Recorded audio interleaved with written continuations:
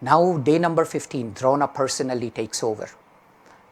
Day number 14 was so great that they continue to fight into the night. And I wish I had the time to tell you the night battle that happened, but just know that at the end of it, Bhima's son had died. Bhima, the indomitable 10,000 elephants, his son had died. So Arjuna's son had died, Bhima's son had died, but here Jayadratha had died, Bhishma had fallen.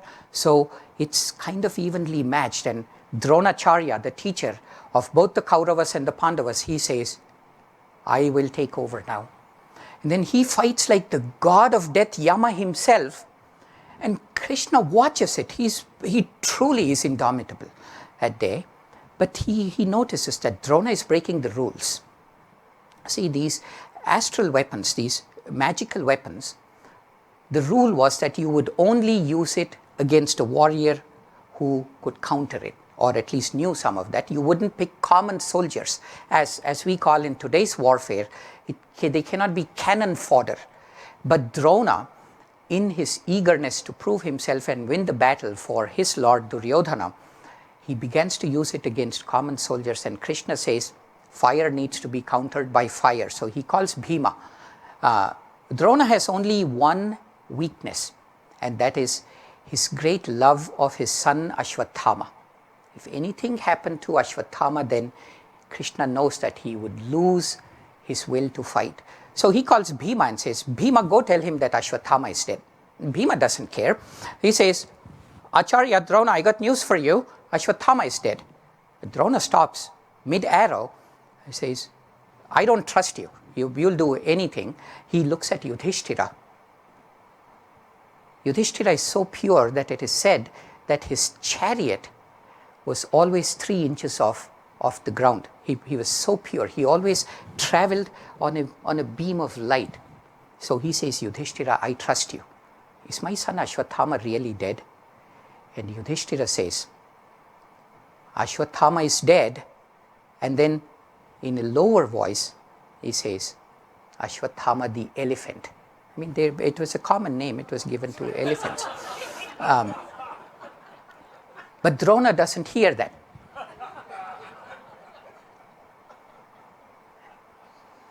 And so it was that Drona, right in the middle of the battle, when he could have turned the tide of the battle, lays down his arms and sits in meditation. And he says, I will renounce the life of a warrior.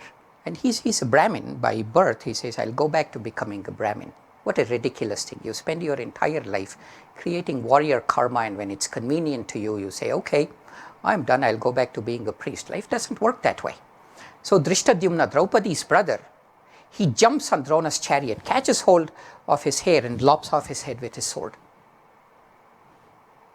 Now the Kauravas are stunned, and so is Ashwathama. Ashwathama is angry. He says, how dare you kill my father this way? And he said, well, your father was already breaking the rules. But he doesn't say he started it, but that was kind of the way he puts it. And then Ashwathama, who's a great warrior himself, you know what he does? There is a weapon called the Narayana weapon. He unleashes that weapon on the Pandavas. Now this is basically its only job is to destroy the army that it's aimed at. It doesn't care what it does, how it does it. It just goes. And then Krishna says, Ashwathama, you fool, do you not know that you didn't aim it properly? It's going to destroy everybody. Because Ashwathama kind of knows it, but not really, but in anger, he shot it. And Ashwathama says, I don't know how to recall it. It's out there. And then Krishna, who is Narayana himself, this is his weapon after all. He tells everybody there is only one counter to this all-destroying weapon. And you know what that is? These were higher ages after all, where the veil separating man and God was much thinner, he says. You will have to surrender to it. If you don't surrender, then it will kill you. But the moment you surrender, it won't touch you. So the entire battlefield on both sides, including Ashwathama, the idiot who shot it, they all bow down in the battlefield. And then the Narayana weapon, which was unleashing mayhem on the battlefield, withdraws itself, becomes a beam of light, and goes in to Krishna's heart. Krishna absorbs the weapon. And then the battle continues. But let me pause there for a moment. What's going on internally in the inner battle? Drona is the teacher of both the Kauravas and the Pandavas, meaning our inner tendencies, whether it is the great self-discipline, the inner Arjuna, or it is the desire or anger, which is Duryodhana and his brother Dushasana. All of those, if we react to something with anger, and we do that again, we do that again, we do that again, then it becomes a subconscious habit. Over lifetimes, it becomes an energy in the spine called as a samskar. So without knowing, without even being aware of it, we react to life situations with anger, or with fear, or with anxiety, or with love, or with calmness, or with self-discipline. This power of habit, which enhances whatever it is that is repeated, it is the engine behind karmic tendencies. That is Drona. Very subtle, isn't it? Now, Drona is dead. Who is Yudhishthira then? Yudhishthira's chariot, by the way, the moment he lied, it came back on the ground. His purity was lost in that moment. But let's go into the inner interpretation. That's just entertainment.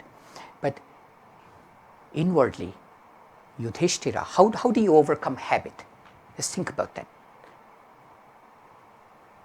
When you get the proper perspective on this, you think about smoking cessation programs and all of those, there is an education component to it, is there not?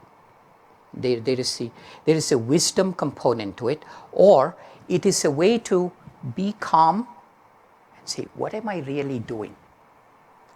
So the first step in overcoming any habit, subconscious or karmic samskars, is to start developing that calmness, that divine calmness. So that's Yudhishthira. When Yudhishthira enters the battle, great enemies begin to fall. As much as Arjuna does it outwardly, Yudhishthira is the real deal. So Drona is weakened. The power of habit is weakened in the presence of calmness. And then Drishtadyumna, which is the inner light, which is the dawning of inner light, where we see where we see our reality, who we really are, as something far greater than whatever that habit might be. We see our actual divine origins. That is Drishtadyumna, the dawning of that inner awareness or inner light. So the moment the habit is weakened and we are calm, imagine yourself in meditation, no longer body bound, the ego has fallen, and you're sitting there, and in this great calmness dawns the inner light. And so it is that in meditation, there are many, many cases that spontaneously people have given up alcohol or smoking or things like that. These things happen, but those are just outward things. Great deep samskars, the karmic habits of suffering and pain, they begin to disappear. That's where we are in the inner battle. Drona has fallen. Now things proceed very, very rapidly. The very next day, Dushasana. Dushasana was the evil monster who had grabbed Draupadi's hair and dragged it. She had never combed her hair from that day on until Dushasana dies. She had dragged her and tried to disrobe her. Bhima looks at Draupadi's disheveled hair and he's overcome by anger. Just like Arjuna was before when he killed Jayadratha. He remembered Jayadratha abducting Draupadi. So with the motivation of Draupadi's power behind him, Bhima takes his mace and hits so powerfully at Dushasana's chariot that the chariot reduces into just powder. It just breaks into millions of small pieces, and he drags Dushasana, and they engage in hand-to-hand combat. They are very strong people, but Bhima is so powerful that day. His anger is so fearsome that even Arjuna is afraid. And then with one blow, he kills Dushasana, eviscerates him. And then he calls Draupadi, calls her into the battlefield, and he says, Draupadi, my beloved, sit on my lap. Today, in the midst of the battle, in full view of these evil Kauravas, I am going to comb your hair for the first time. The fearsome Bhima, from whom everybody else is drawing away, but even the Pandavas cannot bear his anger.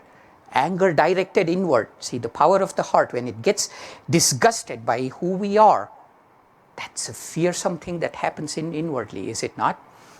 So he calls Draupadi, and my beloved, sit, let me comb your hair. And right there, he combs his hair. And Draupadi, Bhima's hands are spotted with blood, and then he combs her hair and caresses her face, and the face is, her beautiful face with wide eyes has spots of blood on it, perhaps making her look even more beautiful, the poet writes. Such is the nature of the inner battle. Who is Dushasana? Dushasana is the power of anger within us. Once anger begins, can you truly control it? It's already too late, isn't it? Because anger explodes like a volcano. Unless you catch it well before it even manifests itself, you are already angry. So Dushasana is a raw, powerful, brutish man, which represents anger within us. Bhima is the power of the heart. Absolutely the only way. You cannot conquer anger. The force is too powerful. You can only transmute it. You can change it. It's the power of the heart, sending out love, sending out blessings, always being devoted to a higher cause. That is Bhima. Anger, Bhima itself is anger directed inward, and thereby he transmutes the outward anger.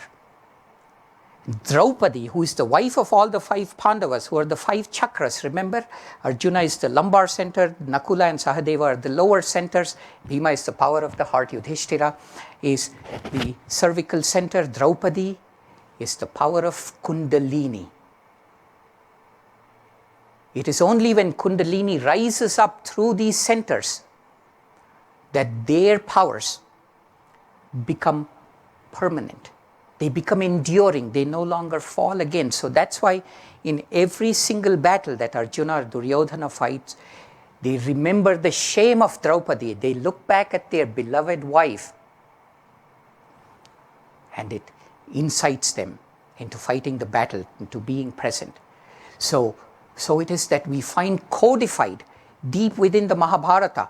Lahiri Mahashaya, Yogananda's guru's guru, first talked about this in the New Age. Of course, it was perhaps known when Vyasa wrote it, but it was lost in the Dark Ages. He brought it again, and we see this wonderful allegory unfolding in front of us. So imagine now yourselves in the battle of life, your own ego has fallen. What a refined spiritual person we have become when the ego falls. We no longer care about the body. My body is not me, it's mine, we say. You're no longer guided by unconscious, subconscious, previous lifetimes, past habits. Every act that you do is fully conscious. When such a person walks into the room, everybody is blessed. Because Drona has fallen. That's where, if it were you in your own spiritual development, that's where you are. And then anger has fallen. Imagine yourself for a moment to not be subject to the tyranny of anger. Wouldn't you radiate peace and tranquility just by walking into a room or gazing at somebody's eyes? Have you met refined spiritual people that had that quality?